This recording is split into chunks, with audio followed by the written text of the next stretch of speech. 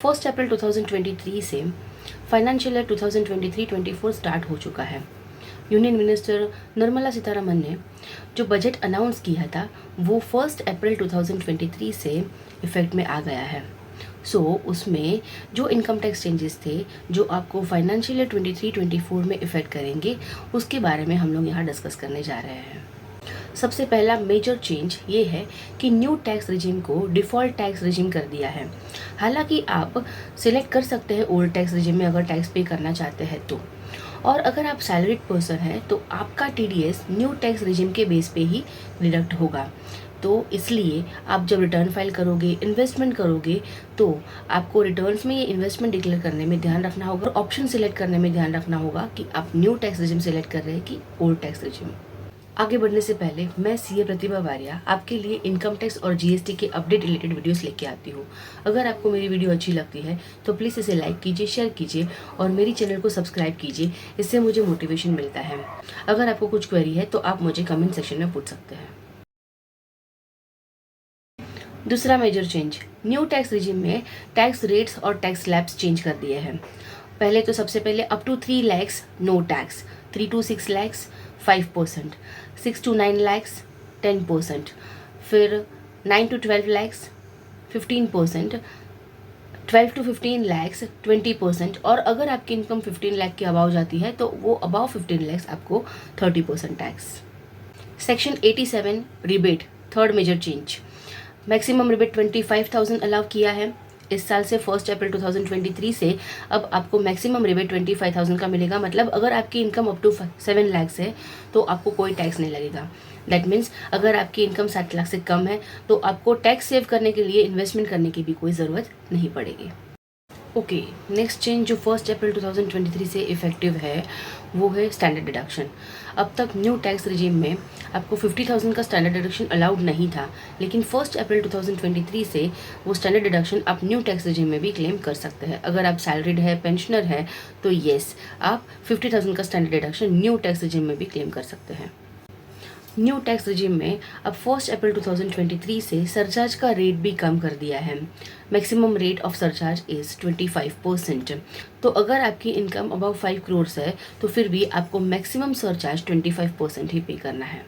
Next point है life insurance premium. अगर आपकी aggregate premium amount above 5 lakh है तो उसकी मैच्योरिटी के टाइम जो अमाउंट आपको मिलता है वो अगर 5 लाख से ज़्यादा है तो अबाव 5 लाख के अमाउंट को आप पे टैक्स लगेगा। Up to 5 lakh it is exempt. लेकिन हाँ, ये पॉलिसीज आपको 1 अप्रैल 2023 के बाद इश्यू होनी चाहिए। अगर आप गवर्नमेंट एम्प्लॉई नहीं हैं तो 1 अप्रैल 2023 से लीव एनकैशमेंट का एग्जेम्पशन आपको 3 लाख से 25 लाख कर दिया है। मतलब पहले 3 लाख था जो अब न्यू टैक्स रिजीम में 25 लाख कर दिया है। 1 अप्रैल 2023 से अगर आप कोई भी डेप्ट म्यूचुअल फंड में इन्वेस्ट करते हैं जिसमें इक्विटी एक्सपोजर 35% से कम है, तो ऑल्दो आपने उसको 3 ईयर से ज़्यादा होल्ड किया, 3 साल के बाद बेचा, फिर भी जब भी आप बेचोगे वो शॉर्ट टर्म कैपिटल गेन ही काउंट होगा और उस पर आपको शॉर्ट टर्म कैपिटल गेन का टैक्स पे करना पड़ेगा। सीनियर सिटीजन स्कीम में आप मैक्सिमम अब तक सिर्फ 15 लाख डिपॉजिट कर सकते थे, लेकिन 1 अप्रैल 2023 से ये मैक्सिमम डिपॉजिट लिमिट 30 लाख कर दी है। अगर आप सिंगल अकाउंट होल्डर है तो मंथली सेविंग स्कीम में भी अब तक जो 4.5 लाख की लिमिट थी वो 9 लाख कर दी है, और जॉइंट अकाउंट होल्डर्स के लिए ये मंथली सेविंग स्कीम में भी 7.5 लाख से 15 लाख कर दी है। प्रिजम्पटिव टैक्सेशन 1 अप्रैल 2023 से पहले जो लिमिट 2 करोड़ थी 44AD में वो अब 3 करोड़ कर दी है, और सेक्शन 44ADA में 50 लाख की लिमिट अब 75 लाख कर दी है। लेकिन आपकी कैश रिसिप्ट सिर्फ 5% तक ही होनी चाहिए, बाकी सारी ऑनलाइन मोड से होनी चाहिए। प्रिजम्पटिव टैक्सेशन को डिटेल में समझने के लिए आप आई बटन में दिए हुए वीडियो को देख सकते हैं। 1 अप्रैल 2023 से अगर आप फिजिकल गोल्ड को इलेक्ट्रॉनिक गोल्ड में कन्वर्ट करते हैं या फिर आप इलेक्ट्रॉनिक गोल्ड को फिजिकल गोल्ड में कन्वर्ट करते हैं तो उस पर आपको कैपिटल गेन टैक्स अप्लाई नहीं होगा। टैक्स ऑन ऑनलाइन गेमिंग, अगर आप ऑनलाइन गेम्स खेलते हैं और उसमें भी कुछ विन करते हैं तो आपको 1 अप्रैल 2023 से सेक्शन 115 BBJ जो नया इंट्रोड्यूस किया है स्पेसिफिकली ऑनलाइन गेमिंग के लिए 30% टैक्स एप्लीकेबल है। तो अब आपका विनिंग का जो पैसा है वो 30% TDS होने के बाद ही आपको मिलेगा।